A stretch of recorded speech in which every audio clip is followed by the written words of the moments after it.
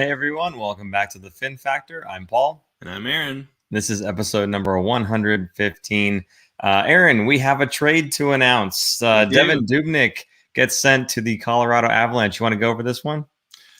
Sure. Dubnyk is traded to the Avalanche for a 5th round pick and for Greg Patrynwrap, I believe is his name. Pattern. Tomato. Pattern's coming back this way. He's a right-handed shot defenseman. He's 30 years old, not exactly a prospect, but a NHL serviceable defenseman. I'd say probably that guy that's going to be in that 6th, 7th slot for the Sharks, depending on injuries or maybe even matchups. My guess is Colorado probably had to get rid of a contract with taking on Dubnyk, so they had to send somebody in the Sharks. They're like, give us a right-handed shot defenseman because we like those. So they probably sent him that guy. Yeah, actually, that's pretty accurate. If you look at Colorado's cap friendly, you'll see that they currently have, I think it was 1.5 or something like that million in cap space. To take Dubnyk was a little over 2 million in cap space, and Pattern has a little over 2 million in cap space. So basically, they were taking Dubnyk, but in order to do that, they needed to have the cap room available to them. That's where Pattern comes in. And he was a guy that only played 8 games this season for the Colorado Avalanche. Now, he is, again, a right shot defenseman. He's not the fancy type right shot defenseman like we already have. He's more of the bruiser. He's going to go out there and throw hits. I think there was a stat on him when he played with Montreal in 30-something games. He had 100 hits. So the guy likes to throw the body around, definitely. So that'll be nice. It's one of those things that I look at it and I go, well, why Pattern, right? And you look at Jarosh, maybe is that like Christian, the defenseman they have right now who's standing in for the injured Marc-Edouard Vlasic. If there's not enough confidence in Jarosh right now, then sure, it makes sense to go ahead and give Pattern a go. And again, like we said, he's a veteran in the league. He's got over 240-something games, I believe. So he's a guy that could possibly step in. Right now, he's with the Barracuda on their roster. At least that's what Cap Friendly says. So, or maybe the Wikipedia, whatever it was. So he'll, I'm sure, be joining the team at some point. But this isn't a guy that I think is just kind of a throwaway necessarily. I think that they do have a bit of a hole right now at that 6th defenseman on the right-hand side. Because again, Vlasic was playing there with Šimek as his partner on the left. So if Vlasic's going to be out for a while and there's not enough confidence in Jarosh, then sure, Pattern can step right in.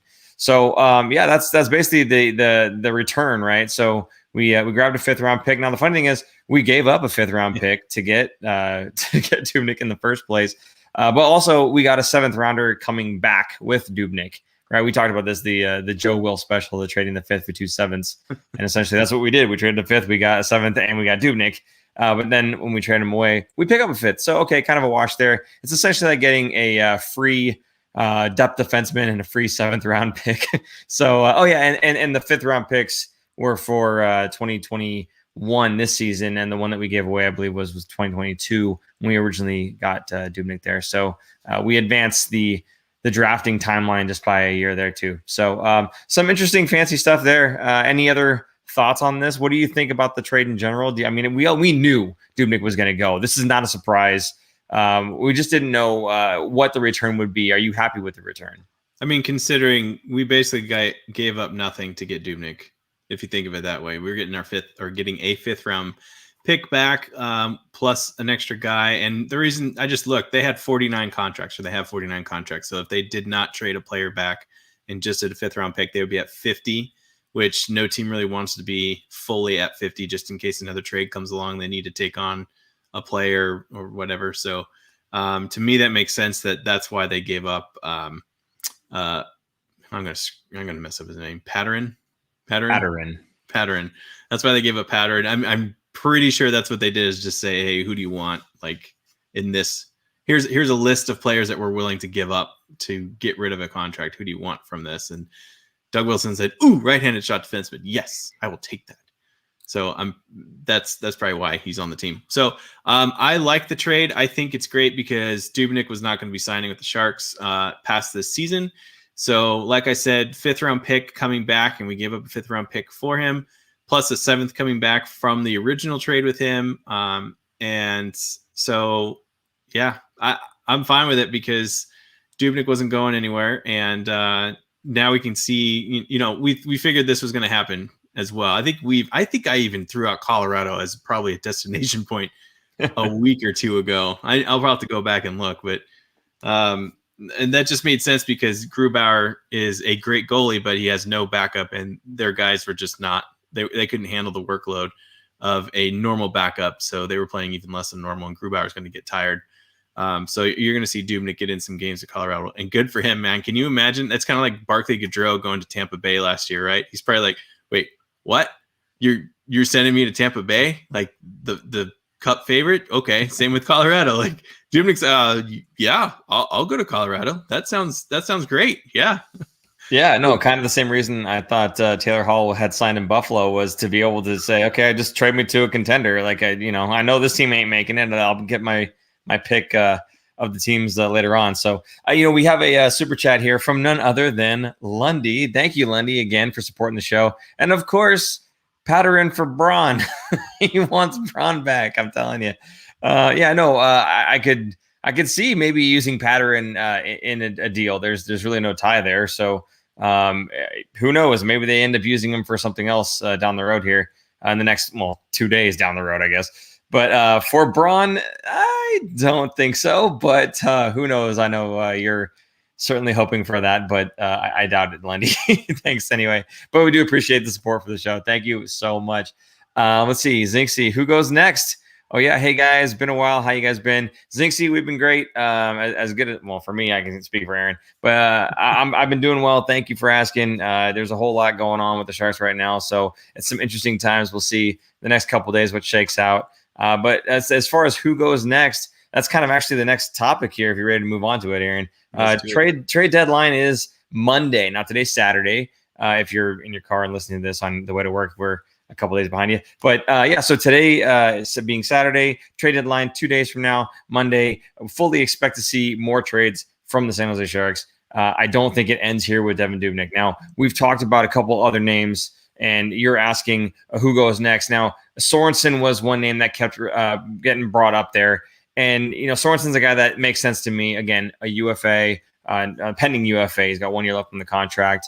He's a very cheap option. He's a good penalty killer. He's quick. He brings some level of skill to, like, say, a fourth line or, in our case, maybe a third line.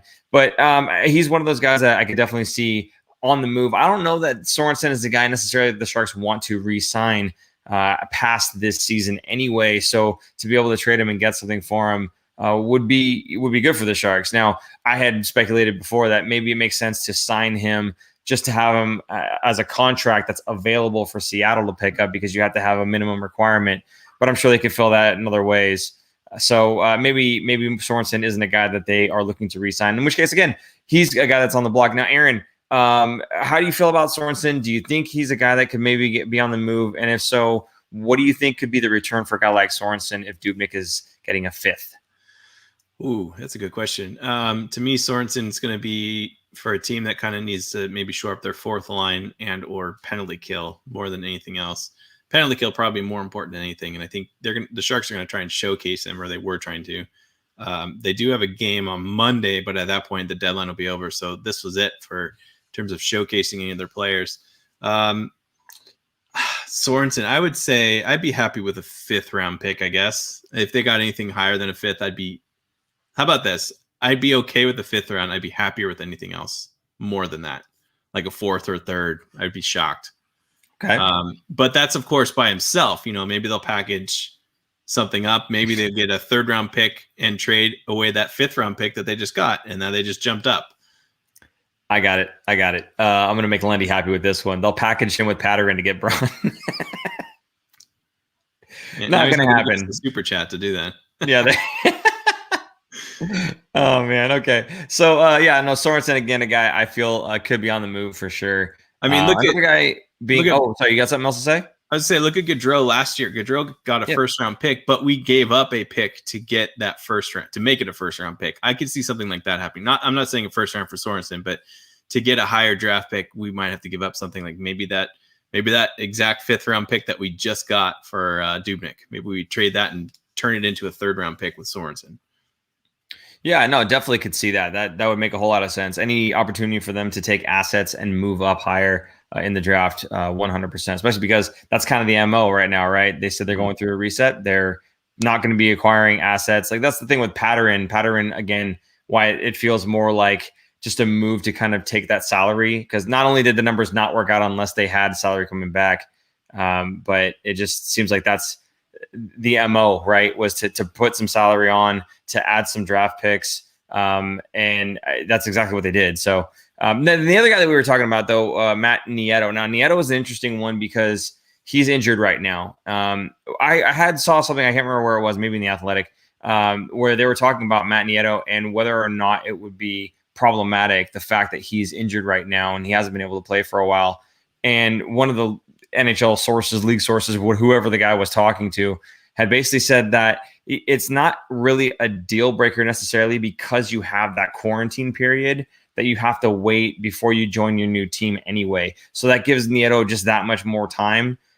So if normally he'd be out for 2 weeks, 2 more weeks, we should say, if there was that 1 week quarantine period, then he's only 1 week away from being able to play with that team. So it's not like it's a total deal breaker. Now, I'm sure it's not something that teams look at and are just totally okay with, but it doesn't hurt nearly as bad. Now, Nieto, again, very fast, another penalty killer guy. For me, more skilled and more refined than Marcus Sorensen. I think he could bring a bigger return than a Marcus Sorensen could.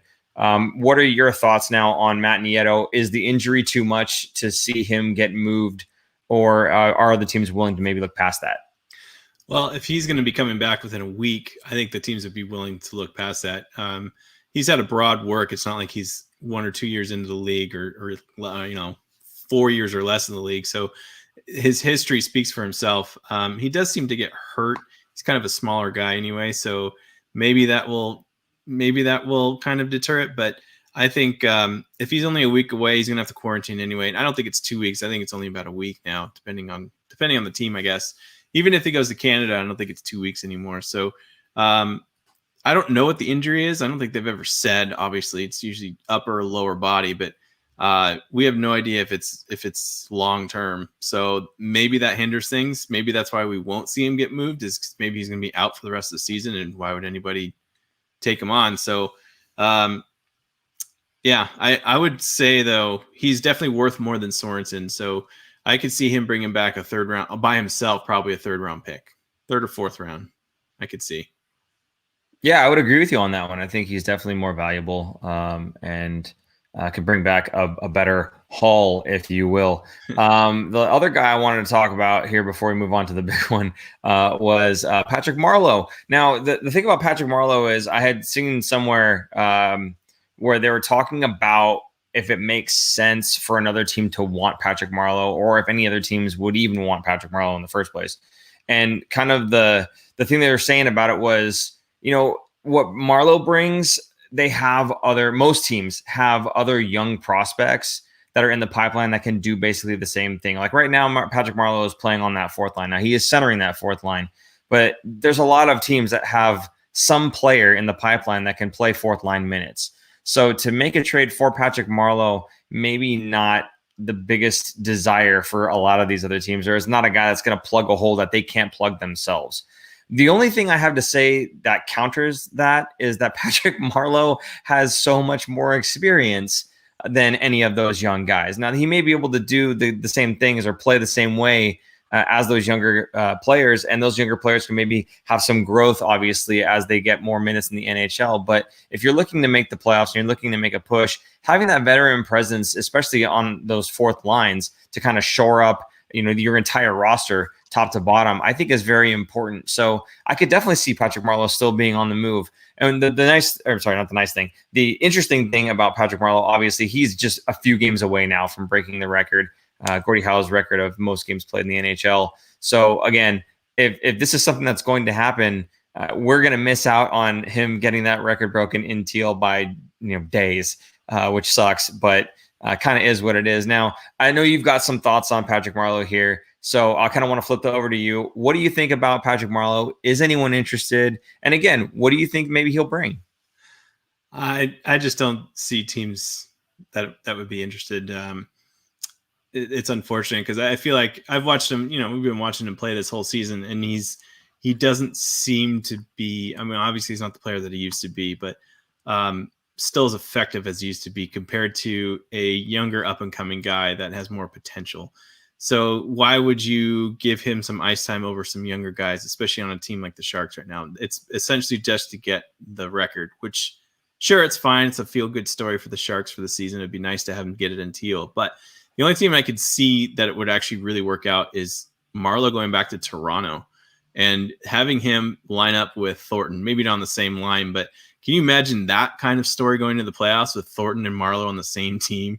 It's kind of like when Ray Bourque went to the Colorado Avalanche back in the late 90s to get a cup because he never won one in Boston.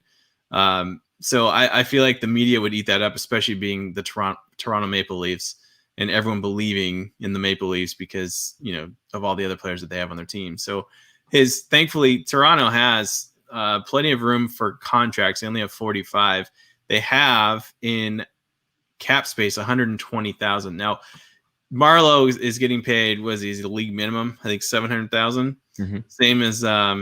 Same as Joe Thornton, but it's prorated to how many games are left. So it's not that he's a $700,000 cap hit. Now the Sharks could obviously take on a player coming back that would help. So maybe instead of a pick, they get a prospect or something, or maybe a conditional pick. Who knows? So I would be happy about that. I'm not a huge Maple Leaf fan, but if Marlowe and Thornton were on that team, I would be like, all right, and the Sharks aren't in the playoffs, like, okay, I could see myself rooting for Toronto. I kind of don't want them to win in Toronto just because it really sucked if they won in Toronto and they didn't win in San Jose ever. Not that they would win in the next year or two, but in San Jose, but it's just frustrating because all the haters are like, oh, you have Joe Thornton on your team, you're never going to win a cup. I mean, that was his MO from when he came into the league. So I just hate that they would be right, I guess. So hey, don't forget, you can retain salary too. So Marlowe with the salary retention would definitely fit in on the Leafs roster. I think you can only retain up to 50%. I don't think you can do more than that. Yeah, but then that 50% is also prorated. So right. There's definitely ways for them to be able to fit him on there. And don't forget as well, if they wanted to, they could push someone to the taxi squad if they don't have someone there already. So there's lots of different ways that they can make that work. Adding a guy who's got $700,000 cap hit would not be difficult for the Toronto Maple Leafs. Yeah, and I only say Toronto because he was already there and had a very good at least 2 seasons there mentoring those younger guys. So I'm sure they would be thrilled to have him back. Absolutely. No, I agree with you on that one. Mitch Marner and Patrick Marlowe had a pretty good relationship, it seemed. There was some interview they were doing. If you haven't seen that one, look for it was an interview between Patrick Marlowe and Mitch Marner. And I think Marlowe had told Marner, I wish I could help you understand how good you are and how good you're going to be and everything else. And they got really teary-eyed between the two of them. So they were definitely vibing with each other there. So it would be definitely interesting to see them back and playing together again. Mr. Sandpaper here says, I say trade Pickles, maybe LeBanc, but here's Paul always hating on Sorensen. Hey, man, I'm not hating on the guy. I'm calling it for what it is. He's a guy that's, a third, fourth line player, at least on the San Jose Sharks. If he's a third, fourth line guy on the Sharks, he's a third, fourth line player anywhere in this league. So I don't know. I just don't see him as a guy that is someone who can't be replaced. We could replace Chris Tierney. If Chris Tierney is a guy that can get shipped off to Ottawa, and you look around and you go, well, we got lots of different guys that we can maybe plug into that role. They may not be as good, but to plug in a guy into the third line center is not super difficult. It's a much more difficult to find, a top 6 winger or, your number 1 center. Those guys are hard to find. The guys that you can plug into the third line, the fourth line, it's not so difficult, even if they don't perform in the same capacity, and it's not like Marcus Sorensen's lighting the lamp right now anyway. So I don't know. I think he's expendable. I think that's just the way the game is played, man. He's just an expendable guy. So I don't hate on him. I'm just saying we could definitely find someone else to do exactly what he does. Now, going back to your other ones, it says, I say trade Pickles. Now, here's the thing. I'm 100% on board with that. Not because, Marc-Edouard Vlasic sucks and whatever else. I think it makes sense to trade him. I think it makes a lot of sense in that he probably doesn't want to be sitting on a team that's going through a reset right now.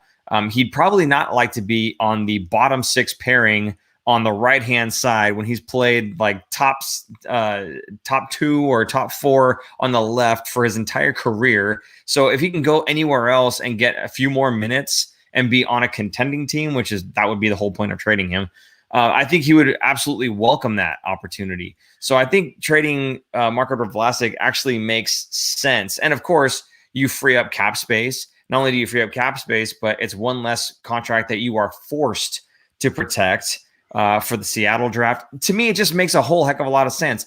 Even if you like retain some of his salary, even if that salary retention was for more than just the very first year, if it was for the rest of the contract, I could see it definitely making sense. Maybe not 50%, but it would make sense to me. But however, the last part of your comment there, Mr. Sandpaper, was maybe LeBanc. And that's the other guy here that I have on my list here of guys that might be tradable is LeBanc. Now, the reason I have him there is because it was reported by San Jose Hockey Now, Sheng Peng, that apparently Doug Wilson is listening to offers on Kevin LeBanc, not shopping him necessarily, but listening to offers. So just kind of an interesting thing happening there. Aaron, what do you think about Kevin LeBanc? Now, he's had a couple goals recently. He doesn't seem like he's playing poorly necessarily. So I don't know that the Sharks really need to let him go. Is he the $4 million plus player that Doug Wilson believed him to be, at least so far this season? First of all, do you believe in that? And second, do you think maybe he could be on the move? And if so, again, what do you think a guy like Kevin LeBanc, who's got a 4-year contract, what can he bring? I do think he's kind of playing up to his contract. I think he's playing better than he did last year, a little bit more consistent. To me, he's going to go on a team that needs someone a little more extra oomph on their power play.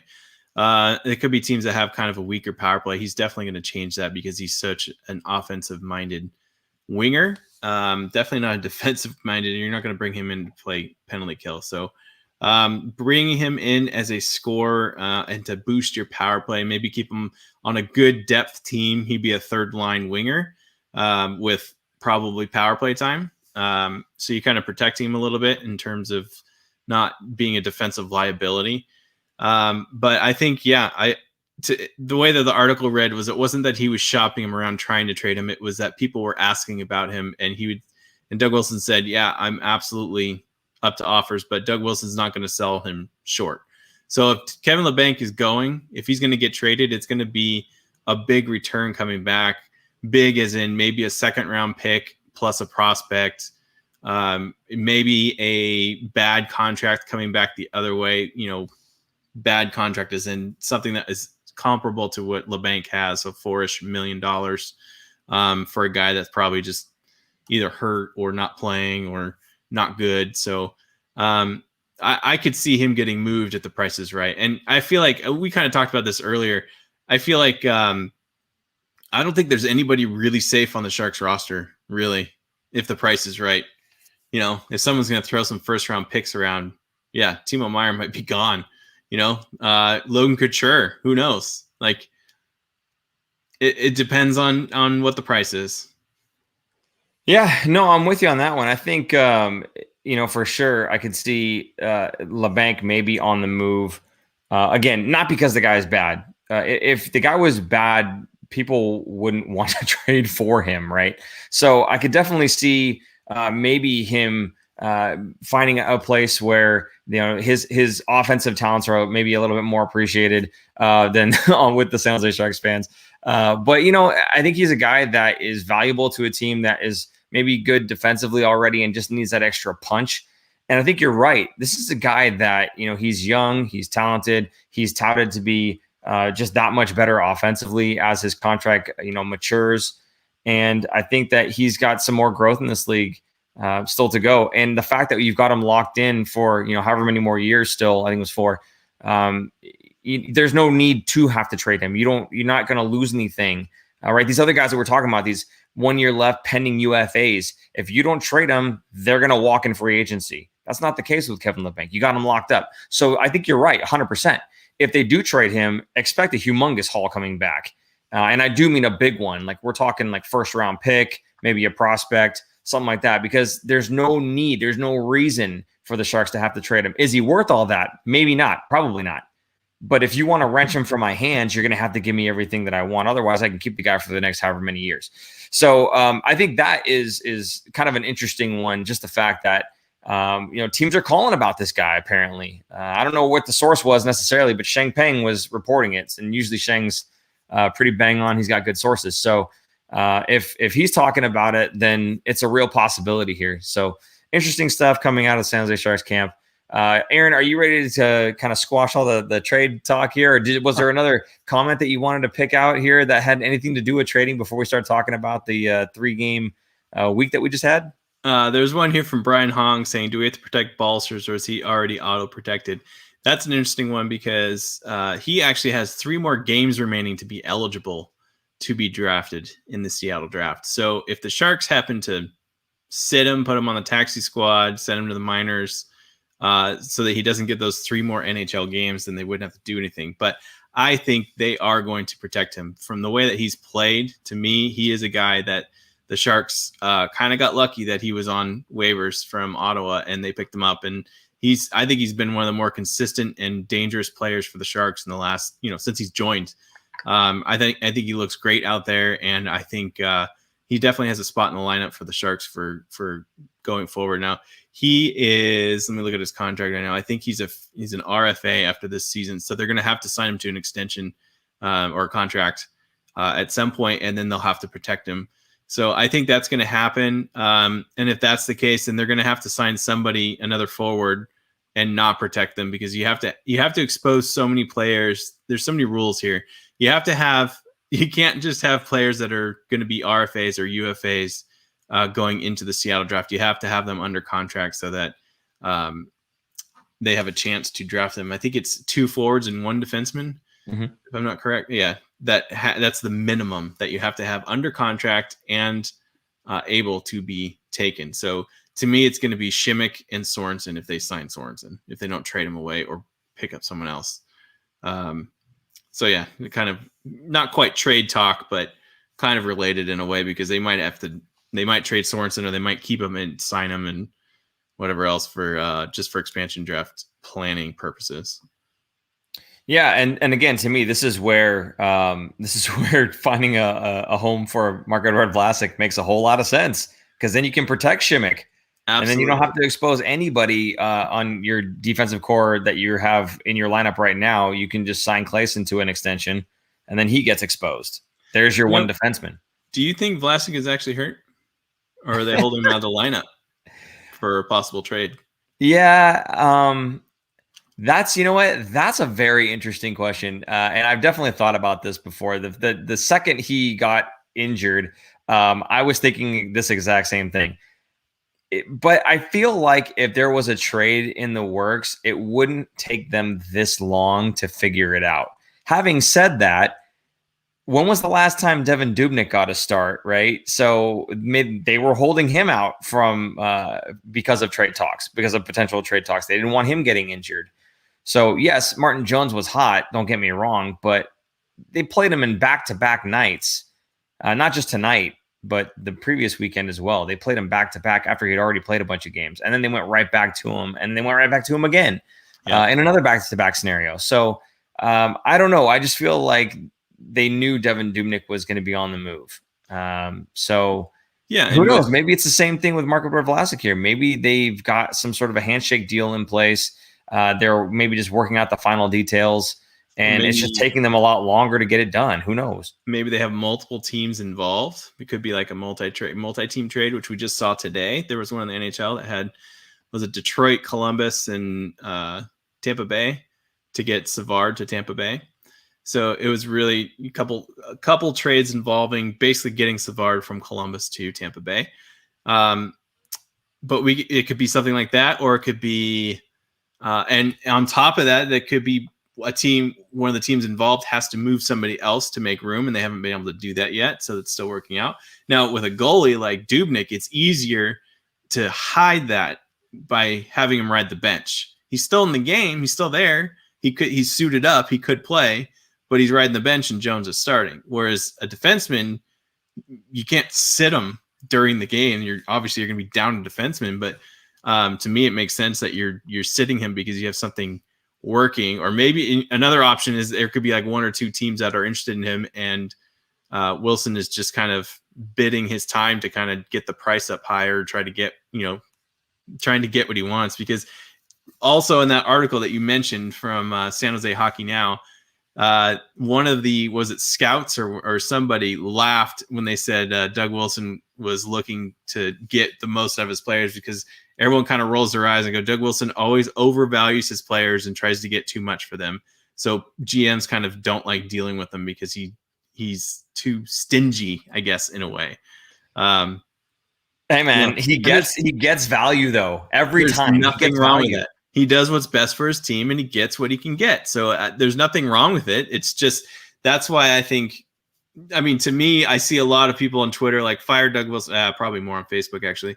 Fire Doug Wilson. He doesn't do anything. This is awful. I mean, they want things to happen instantly. It's the immediate gratification generation, I guess, if you will, with Twitter and everything else, where you get the news like within the second of when a trade happens, versus in the old days when you found out about it from reading the newspaper the following day. So it's not like he's sitting in his office doing nothing. He's probably on the phones all the time, trying to get something going, trying to whatever. So anyway, I'm tired of Facebook. I can't go on there anymore. It's too toxic. I'm honestly like, I'm ready to leave the group, and it's rough. It's rough because you're trying to constantly be at least sort of positive, not like unreasonably positive, right? Not just unrealistic, but just anything bad happens, it's the end of the world. Whatever, neither here nor there. Hey, I've got a couple comments here, and then I got a couple of things I want to get to. Is Max Markov asks, is Vlasic's contract movable? I guess he has no move clause as well. Yeah, so he would be able to waive that, just like where does it say? Jack F here says he could waive it if he wanted to. That's the whole thing with that contract, is because it's a no move clause in there, you have to protect him for the Seattle draft. A guy with a no move clause cannot be pulled by Seattle unless he waives that. And then, of course, as Jack says, he could waive it to be traded at the deadline. Again, the reason he would maybe do that is because if he wants to be on a contender and he doesn't want to be sitting through a reset. If he sees the word reset and reads that as rebuilding and I'm wasting my time here in my old age and I can't win a cup with San Jose, then yeah, absolutely, he's going to want to go somewhere else. I mean, can you imagine Doug Wilson says, hey, Vlasic, he basically has the last word in a trade. He says, hey, I have a trade here for Tampa Bay. They want to add you to the team. Vlasic's going to be like, yeah.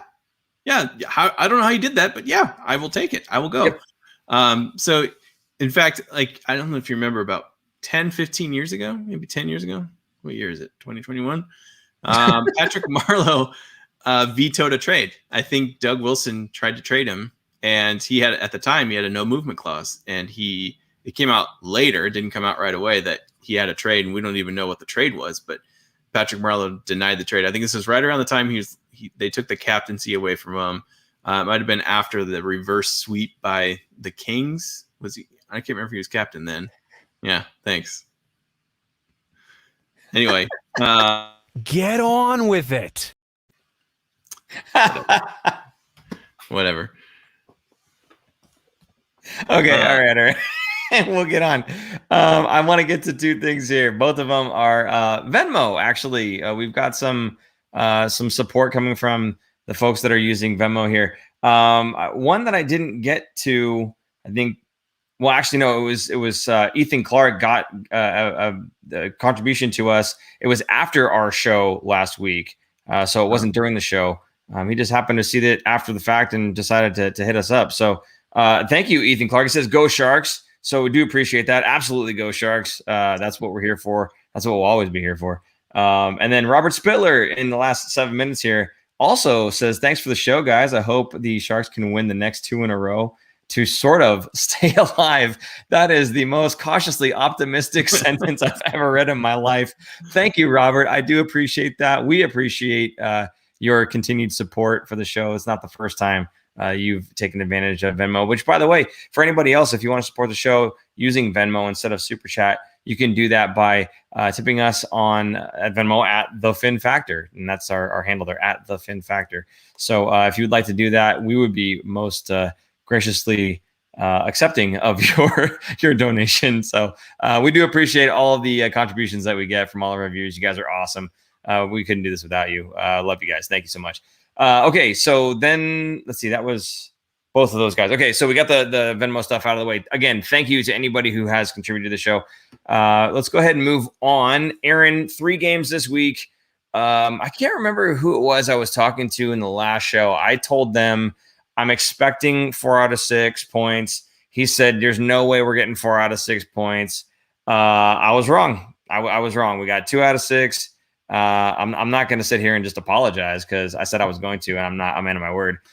So I'm not doing that. But you take a look at the Ducks. The loss of the Ducks was 5-1. That was just a game that was just all around horrible by the San Jose Sharks. It was just ugly. Nothing was clicking. This was not the Sharks that we've seen dominating over the past 3 weeks or so, where they've just been racking up wins, and especially against the Anaheim Ducks team. So this was just kind of one of those games where just nothing was working. And if you look prior to this game, the Sharks, again, had taken 4 out of the 5 games that they had played against the Ducks, again, prior to this game. So, if you were to tell me that, we would end our season series of 6 games against the Ducks having 4 wins and 6 losses, I'd be okay with that. Now, again, we have more games against the Ducks coming up soon. But at least for that stretch, that's still, it's a positive record against that team. Now, you're going to lose to teams that you should beat. It's going to happen. Not all the time, but it's going to happen now and then. You're going to lose to these teams. And I had heard somebody saying, well, how are you expecting them to do anything well in the playoffs if they can't even beat the Ducks, right? And I'm going, well, pump your brakes, because, again, prior to that game, they won 4 out of the 5. So it's not like we can't beat the Ducks. We've been beating the Ducks. We just lost that one. So, again, for me, that game was just ugly. I don't know if there's anything in particular you wanted to go over or talk about these games. I know we're not really trying to do recaps on games much, but if there was something in particular that you wanted to point out about it, we can certainly talk about that now. They got 2 more games this week against Anaheim. So if they could win those 2 games, oh, wow, I'm really out of focus. If they can win those 2 games, then so blurry. They're going to be right back in that hunt. And people won't be talking about this blowout game. I mean, to me, blowouts, whatever. It happens every once in a while. It's not going to be that bad. Not as bad as this blown out picture right here. But it was an ugly night, and it happens to the best teams. You look around the league, and you'll see even worse beatdowns than this one. We've seen a lot of 8, 9+ goals in some games, so it wasn't as bad as I guess as it could have been. But yeah, the Sharks did not look good. They tend to just not play very well sometimes against these lower level teams. You watch them play against Minnesota, St. Louis, and even Vegas. I feel like Vegas has to really try and dig down deep to beat the Sharks. It's just not, I don't know. It's not an easy win against the Sharks for the Vegas Knights. And to me, I think that, I don't know, when they get to the playoffs, I feel like the Sharks will be able to be a little bit better if they are to make it. At least kind of they're not going to get swept, I guess I should say. How about that? Sure, sounds good. So as the camera has now shifted to me, I'm going to talk for a bit to give Aaron an opportunity to fix his blurry self. Aaron, I think maybe it's not you. It's just everybody watching is not wearing their glasses because you look fine to me. So Aaron has dipped his camera in Vaseline, Mr. Sandpaper says. Ben and Gunzery says, blurry Aaron. Yes, blurry Aaron. Oh, he's back. See, I told you, put the glasses on, guys. You're fine. I don't know what you're talking about, Mr. Sandpaper and Ben. You guys are nuts. Just put your glasses on. Ben, before that, actually says, bubble team that will be on the wrong side of the playoff picture. Worst spot to be in. Absolutely, that is the worst spot to be in. To be the best of the worst, if you will, to have the lowest percentage chance of getting a high draft pick. And not making the playoffs. That's just obviously one of the worst places to be in. So we'll see. There's, again, a couple more days left. Trade deadline. Who knows who's on the move? This could make the team just a little bit worse, and we kind of tank just a little bit harder and we get into that lower area where we get maybe a much better pick. Who knows? Or perhaps we make some trades and get some addition by subtraction in some areas, and maybe some guys kind of step up to the plate and we kind of squeak in. Who knows? So it's an interesting spot to be in. But again, I agree with you. If we end up as 5th in the division, that is absolutely the worst spot that the Sharks could possibly be in. So Ben, I 100% agree with you on that one. Let's see here. We've got. Oh, yes, Lundy. Wasn't Pickles out versus the Ducks? That's the one I wanted to bring up, too. 100%. Pickles was out against the Ducks, and we did get beat. And, in fact, the games that we've had without Pickles, 1 win, 2 losses. Is that a coincidence? I don't know. I mean, we've had playoff games where you play without Vlasic, you lose, period. We've definitely seen that before. Aaron, what do you think? Is Vlasic missing from the lineup affecting their ability to win? Because prior to this last stretch of 3 games, we were actually doing really well, and then all of a sudden, 1-2. So what do you think? Yeah, I don't think he's not the difference maker anymore. He's not that X factor of when he's out of the lineup, the Sharks just don't play as well, because the Sharks sometimes just don't play as well even when he's in the lineup. So it's not on him anymore. I don't know. I think, to me, he's been on the Sharks for so long. I think another reason I kind of want to see him get traded is I like the guy. I think he's still a very effective and good defenseman in the league. He could just need a change of scenery. Just get out of San Jose and go to another team and thrive. And he's not going to be a top pairing defenseman per se, but he's definitely, I think, should be in the top 4. And right now, as you said earlier, he's playing on his offside on the right-hand side, and he's a left-handed shot, so it's not an easy thing to do. You're asking a veteran guy, to kind of redo his thinking that he's been doing for so long and been so good at. So he's been kind of handicapped in a way. He's been doing okay, but for $7 million, no. I think a change of scenery would be great for him. I think he could still be an effective defenseman, just probably somewhere else. But yeah, being right now on the Sharks, he's a $7 million defenseman that's with third pairing minutes. That's not good. It's not good at all. Yeah, no, I agree with you on that one. I wish I wish that he was kind of still that $7 million defenseman, the shutdown guy. I don't think he's as bad as everyone makes him out to be, but I think a lot of people tie his performance to what he used to be able to do and to his dollar amount. And if he's even just a little bit below that line, again, Facebook groups tend to overreact. He sucks. He's terrible. So I don't know. I'd like to see him maybe doing a little bit more than he has been able to do recently. But again, I see him playing alongside Šimik, and I think they've done a pretty decent job. Again, prior to these 3 games, which he wasn't a part of, the Sharks actually had played quite well. So, as the team continues to gel and play better as a 5-man unit, I think he's, again, a part of that 5-man unit, and he's kind of still making them a better team while he's on the ice. Now, Jaros, I don't know that he's a guy that you can really rely on right now. We'll have to see. We'll have to see what shakes out with him. And again, maybe Vlasic is on the move. Maybe that's why he's out.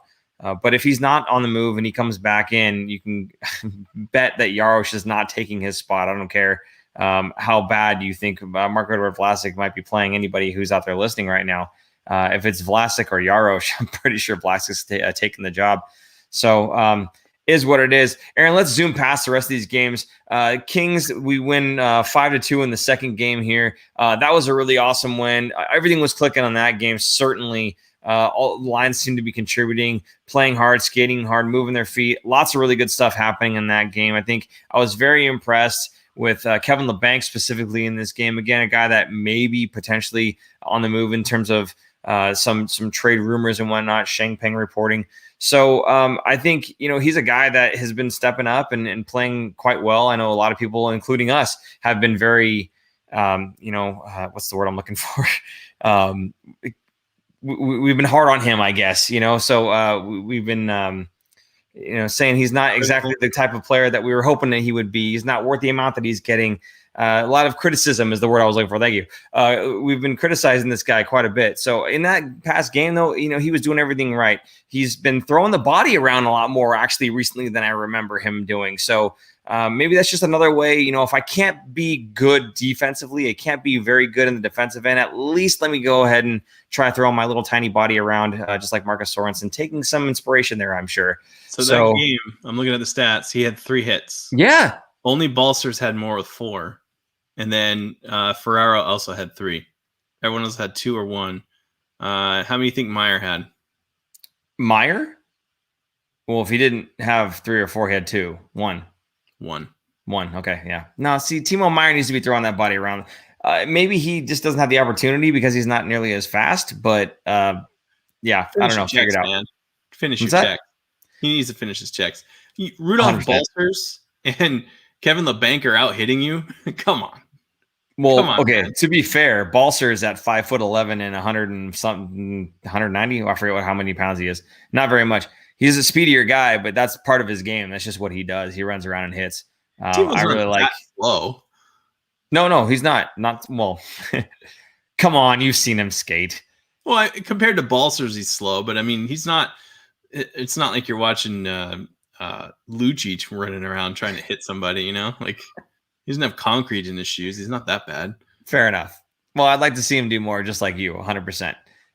So they beat the Kings 5-2. Now tonight's game, they lose to the Kings 4-2. One of the interesting things here, and you can go back and talk about Jones, but Koshinash, which by the way, it is Koshinash, and Randy Hahn confirmed this during the telecast there. And I had something I had said a long time ago, like it's not Coronash, it's not Coronar. The coaches keep saying it wrong. It is Koshinash. So that's how he says, if you want to say it right, that's how you say it. So there you go. He gets his first NHL action ever. And he looked pretty good, actually. I was pretty impressed with the young guy there. So, who knows? Maybe he steps in, has a pretty good rest of the season, and then they kind of see where he goes from there. Now, if he does really well, maybe he becomes the backup going forward. If he doesn't, maybe he goes back to the AHL for a little bit of seasoning. And, then you're looking at, having to get a backup solution. Or Melnichuk, I believe is how you say that one.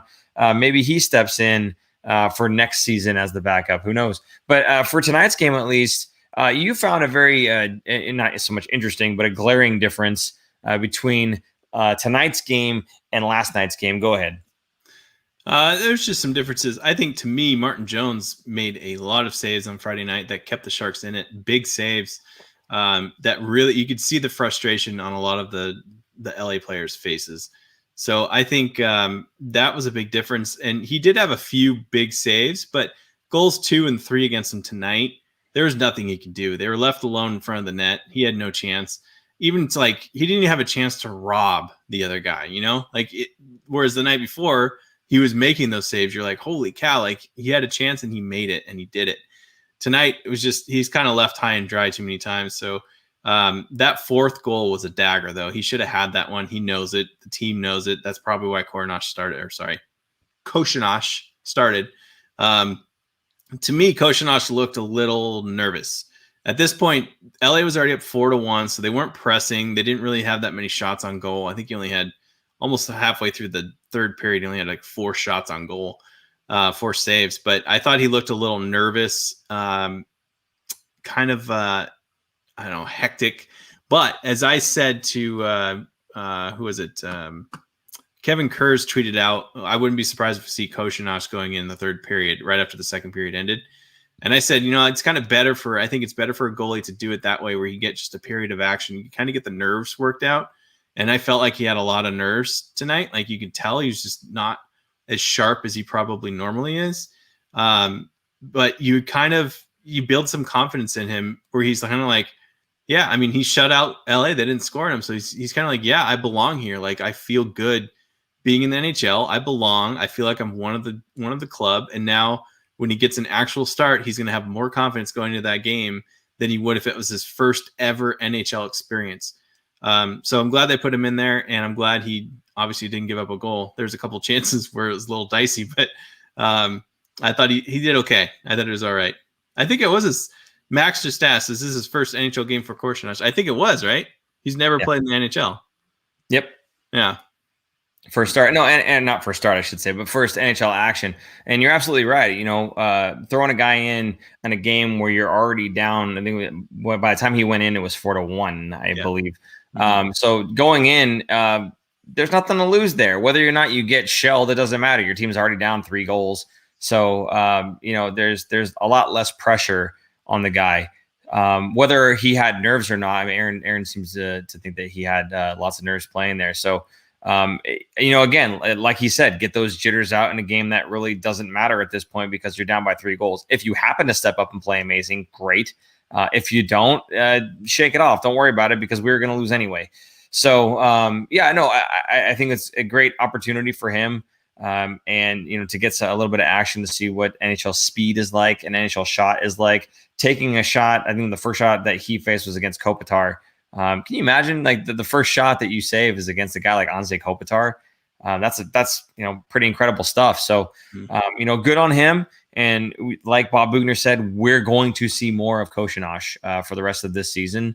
Maybe not outplaying Martin Jones necessarily in terms of games played, but certainly going to have some more starts for him as the season goes on. And that makes sense because Martin Jones can't play the entire rest of the season and somebody's got to. So unless we're making a trade for another goaltender, it's going to be Koshinash and maybe Melnichuk gets a start here or there. Okay, so moving on from those games, again, this week the Sharks go 1-2. They only pick up 2 points where I felt they should have had 4 at the very least. I figured they're going to drop one game, but I didn't realize that they were going to drop a stinker in against the Ducks, but is what it is. Now let's look at the standings. There are 4 points out of a playoff spot right now, according to you, because you filled that point in for me. Thank you very much. And then the other thing to point out here was the strength of schedule. Now there was a chart that came out talking about which teams had a harder schedule and which teams had an easier schedule. Surprise, surprise. The teams that had the easier schedule were the really good teams. Why? Because you can't play yourself. That's a big part of it, right? So it's kind of an interesting metric to kind of throw out there. It's, if you're the best team, let's imagine there's only 2 teams. Usually when you try to figure these things out, you take it to an extreme. So instead of having 8 teams, just think of it as 2 teams, okay? If you're the best team and you're playing against the worst team, you are always going to have the easier strength of schedule. So yes, of course, when you're the better team, you're going to have the easier strength of schedule according to those numbers. So for the Sharks, yeah, we're kind of not exactly in the playoff picture, so we're going to have a harder schedule anyway. Now, granted, we're still playing against teams like Colorado and Vegas, but I think we're a much better team than we were at the beginning of the season. And I think we can beat a team like St. Louis. We could beat a team like Arizona. So if the strength of schedule is factoring in that Arizona and St. Louis are better than the Sharks in terms of their points gathering from their wins versus the amount of games played, then I think those numbers are maybe a little bit off, a little bit skewed. So I don't know. I don't know if I see our schedule as necessarily the second most difficult schedule in all of the Honda West division. So I don't know. I think that there's still an opportunity for the Sharks to make it to the playoffs. Whether or not they should is a completely different conversation. They may find themselves beating these teams and just getting enough points to make playoffs. So I don't know. If you're crossing your fingers, I know that you are not, Aaron, crossing your fingers for that. But I don't know if maybe some folks in the chat are crossing their fingers, looking for that, for them to get some wins and maybe make the playoffs. In fact, why don't we do roll call right now while we kind of finish talking about this, and we'll say, where are you watching us from? Okay, and then do you think necessarily, but do you want this to be a playoff team? Do you believe that they'll make it into the playoffs, and do you actually want them to be there? For me, it's I mean, anytime you get playoff hockey, I'd much rather see playoff hockey, even if we get bounced in the first round. Now I know we don't get the first the high first round pick. I get that, but okay, go ahead, Aaron. You're shaking your head. Go ahead. What? I don't think it's not worth it. I mean, if the Sharks get bounced in the playoffs in the first round, what's the point? It's going to be such a fight to get in. I think all these teams are going to be playing better and better hockey because it already is becoming playoff hockey right now just to get in. I'm looking at the schedule and looking ahead, and we play Colorado 4 more times, but it is the last week of the season. Colorado might be so far ahead that they don't care about those games. They might even rest some of their players, maybe even rest Grubauer. So we might even see Grubauer that much. Their number one goalie. Maybe we see Dubnyk actually in a lot of those games. So that's kind of doable. I think I'm looking at the Vegas ones, those 3 Vegas ones. I think the Sharks could win 1, maybe even 2 out of those 3. The Ducks, they should beat. Those 2 games should be theirs. Arizona, they should beat. That should be theirs. And they got Arizona again at the end, the last 2 games of the season. It might even come down to those last 2 games. Now, if you look at the standings, they don't unfortunately play St. Louis anymore. And St. Louis is in that 4th spot. The Sharks are only 4 points behind St. Louis with a game in hand. So if they were to win against Anaheim, they were only 2 points out of a playoff spot after that first game. So yeah, it's doable. Arizona's right there ahead of them. Arizona has 43 points to the Sharks 40. So it's doable. I just don't think that they should do it. Sonic Tonic, my man. Yeah. Yes, always. Let's dance. Get to the dance. You have a chance. If you're going to say, no, we should probably just not make playoffs because maybe we'll get bounced in the first round or we'll probably get bounced in the first round, then why are we playing hockey? You know, the Sharks are going to win. The Sharks are going to win because they're going to get into the playoffs, and every team they play is going to somehow get a COVID outbreak, and they're just going to have to play their AHL team, and the Sharks will win. There you go.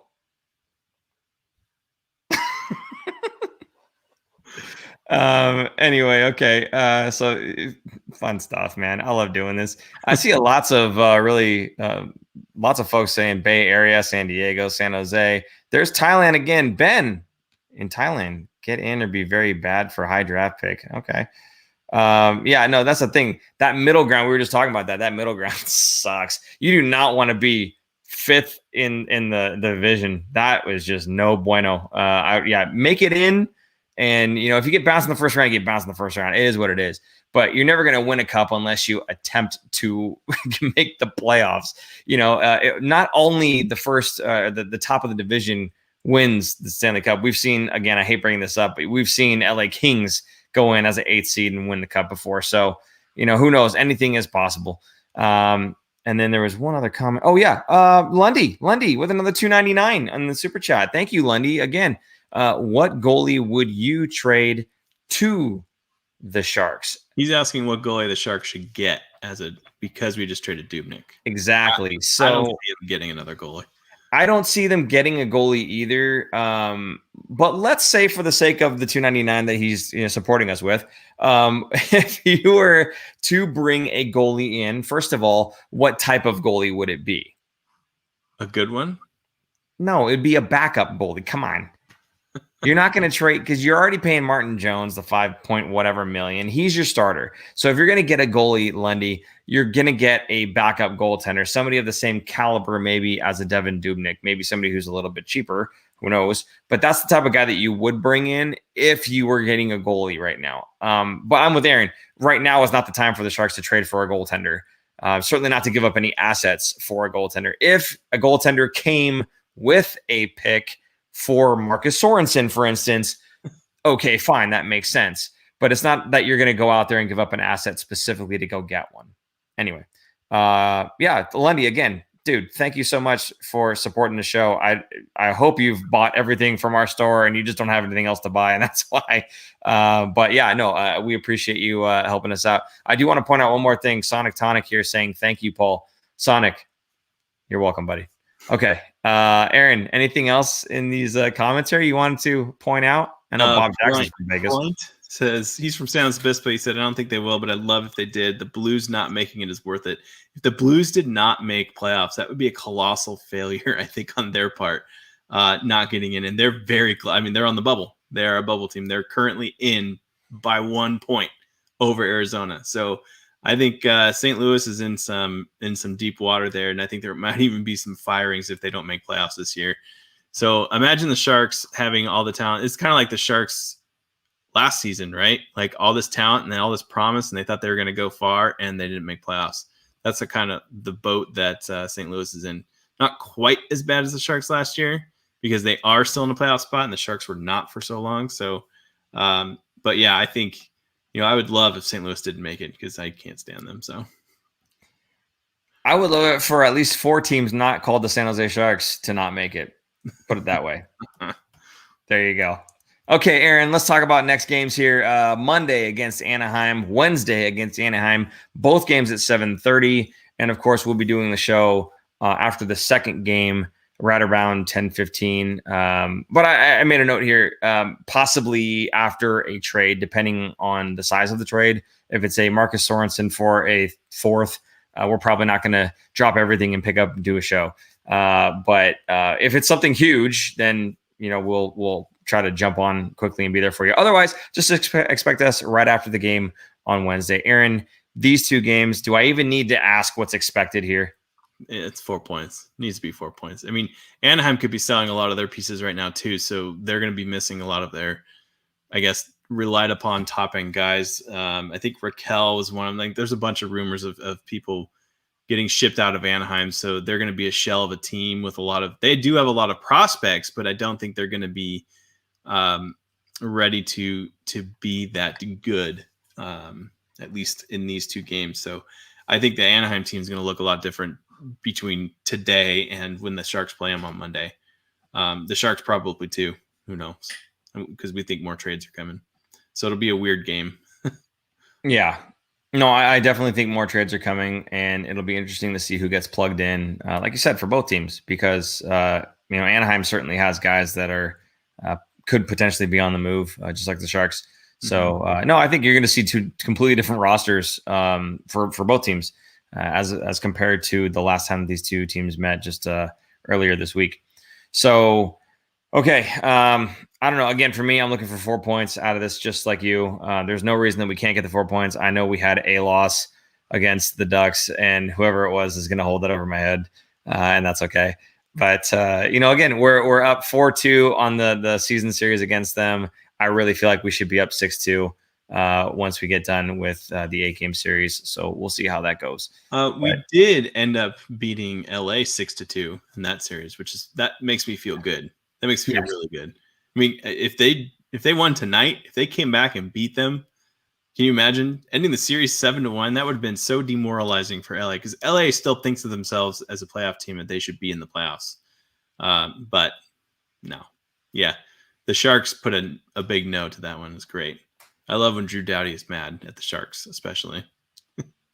And we'll end soon here, but I just want to say it one more time. LA traded a pick for Brendan Lemieux. Okay. A pick. What does that mean? That means they feel that they are a playoff team.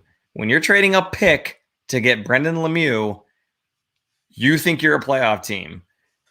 I don't know what they're drinking, consuming, or whatever it is that they're doing out there in LA.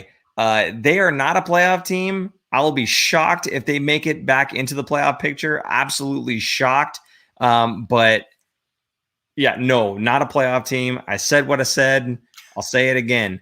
That was a huge mistake. Unless Brendan Lemieux has years on his contract and they're thinking in the future, fine. But if he's a UFA, or maybe he's an RFA and they retain his rights, again, fine.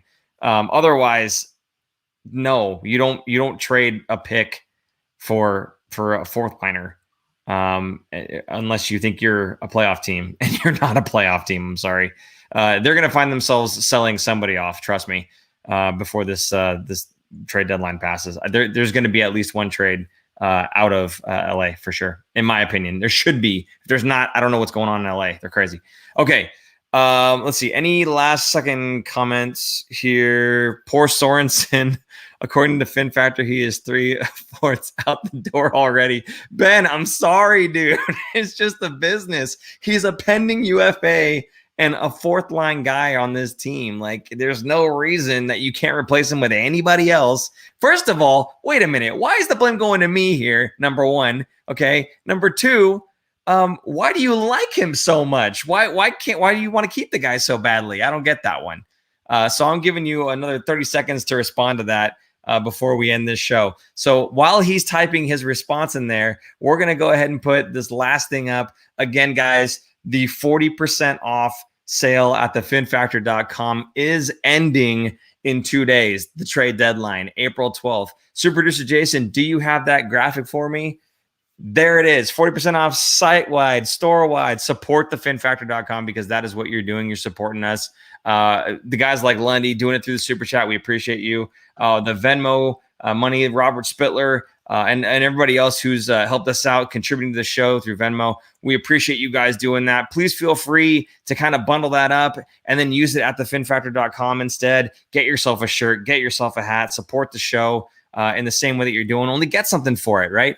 We have some premium t-shirts. They're now just $15. The snapback hats are just $18. Again, high quality stuff. We did not skimp on this. And the sticker packs, of course, just $3. So, and you get 3 of them. So basically $1 a sticker, very small price to show your fandom for this, the Fin Factor. And of course, all items are currently in stock. However, we do have a limited supply because we have them in stock. They are actually in our hands, if you will. So once we're out of them, we're out of them. It's not like we just have unlimited supply. So please make sure that you take advantage of this 40% off sale. Again, thefinfactor.com. Prices are as marked through April 12th. Please, guys, help support the show and take advantage of this 40% off. I'm going to talk to super producer Jason and Aaron after the show's over, see if maybe we can extend a little bit, but I don't think it's going to happen. So see what you can do about maybe heading over there within the next 2 days and pick yourself up something really nice. Okay, great. Let's see. Ben comes back with, he is replaceable, no doubt.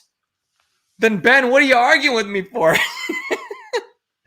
Oh my goodness. Hey man, I love you. Okay. If you're in that chat right now and you're chatting with us and making this fun, thank you so much. Even if you contradict yourself with your own statements. Lenny says, thanks for the link, Jason. Oh yeah, there you go. Super producer Jason put it right in the chat there. Okay. And Zinksy, see you later, guys. Glad to be here again. Hopefully some Chell 21 from time to time. I would love that because you are phenomenal and I am not, and I need all the help that I can get. Okay. I love playing with Zinksy because I just pass him the puck and he just scores. He does. You just give him the puck. You spin around everywhere. I don't understand how you do it. I would like for you, Zinksy, to record your hands whilst playing the game so I could see what your thumbs are doing because it's magic. Okay. That is all we have for tonight. I know we went pretty much far past that hour there. So again, thank you guys so much. Anybody who contributed to the show in any way possible, we certainly do appreciate you guys. And he uses a Game Shark. Yeah, super producer Jason thinks you cheat, Zinksy. Yeah, no, we appreciate all of the contributions, both monetarily as well as in the chat. I mean, the chat is a big part of this show. You guys giving us your comments, your questions, things like, can Burns stop the laser stretch passes, please, from John. I mean, those are very important to spark conversation. So we want to say thank you, as Sonatonic has said. Thank you guys right back to us. So again, thank you. So for super producer Jason, I'm Paul. And I'm Aaron. And we will see you guys Wednesday night. The more you know. If not sooner. Bye. Thanks for tuning in. If you like this episode, check out our other content, especially interviews. You can interact with us directly through social media at The Fin Factor and on Instagram at Fin Factor. And don't forget to join our live streams on YouTube. Visit our website at thefinfactor.com, where you'll find all of our episodes as videos or podcasts. You'll also find our exclusive merchandise to help support our show.